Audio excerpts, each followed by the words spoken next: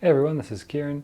Today's exercise is looking at coordinating your upper traps, your levator scap, and basically lifting your shoulder blade up.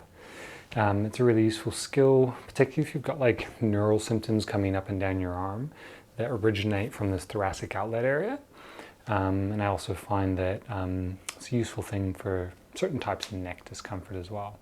So if you feel like you've got this kind of things going on, then definitely give this video a watch.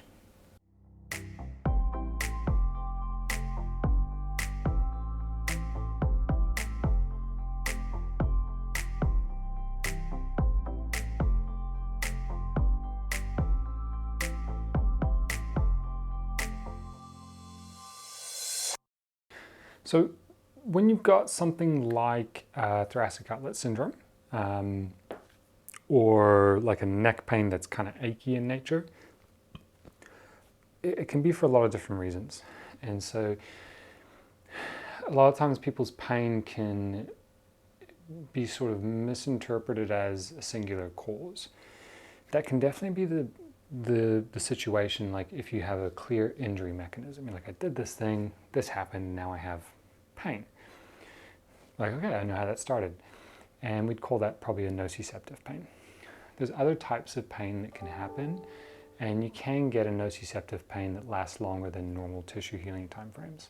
So these are maybe some words and things that aren't sounding too familiar, but I think it's just important that when you're thinking about why is an injury feeling a certain way, and then what exercises or what things am I choosing to try to improve that situation. Certain things can get grumpier easier than others.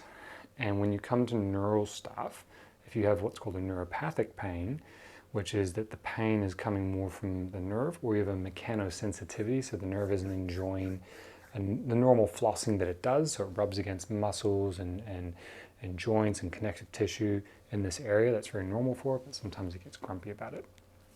So when I see that, typically this exercise we're about to do is one that people struggle with. And the reason we're going to do it laying down is because the bed forces you to do it a particular way, and you don't have to think about it as much.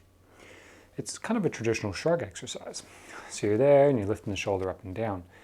But if you're doing it in free space like this, there isn't anything forcing you to do it a particular way unless you're holding like a really heavy weight. So let's try it on the bed, and we'll talk a little bit about kind of the nuances as we do it. So I've got a rubber band here, and I'm gonna pop it around my foot. Now the first thing that you'll see a lot of people do is they want to bend the elbow to help. That's not necessarily a bad thing, but if that's their only option, then they're clearly creating a lot of extra help for muscles that should be able to do it against the resistance of this band. So by bending my elbow, I'm using my elbow flexors, so my bicep, brachialis, a couple other things, and I'm trying to use that as an assistance to raise my shoulder up towards my ear. But can you have the coordination of just having these things do it here? And so if I can do that with my elbow straight, like this, you might feel like as you're learning to do this that your shoulder's like kind of all over the place. It's lifting off the bed to try and do it. Maybe you're turning your head sideways to try and help as well. But as you do it more and more, you should get a sense of it getting more and more coordinated and less effortful.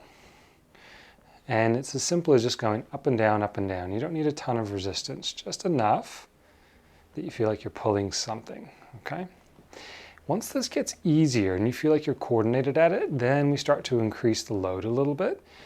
But you kind of picked up the idea that I'm doing coordination stuff. So what I'm suggesting is that the problem isn't necessarily a strength issue. And so you can give exercises for different reasons. I'm suggesting that the problem here maybe is some coordination issues. You might still have some strength issues in the area, but if I load you up in a standing position or seated and start doing it with heavy weights, that mechanical friction on the nerve may be too irritable for the nerve.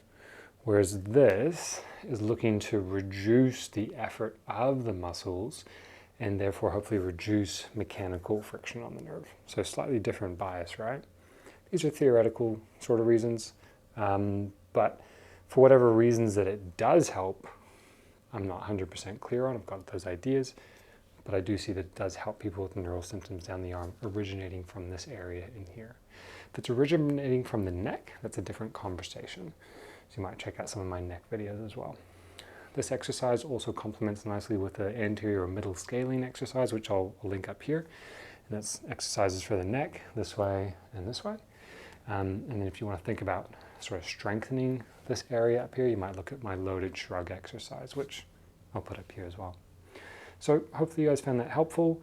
Give it a go for at least a few weeks. It's low intensity, so you could do it daily, but neural symptoms can kind of have a latent flare-up. So sometimes it feels fine, and then the next day you're like, ooh, that's quite grumpy. So do less next time and wait until things settle down before starting again. If you've got any questions, please ask below. And yeah, hope it works for you. If you like this video, then please hit like below. Otherwise, to check out more of our content in the future, you can subscribe to our channel by clicking our logo over here. And to check out our latest video, click up here.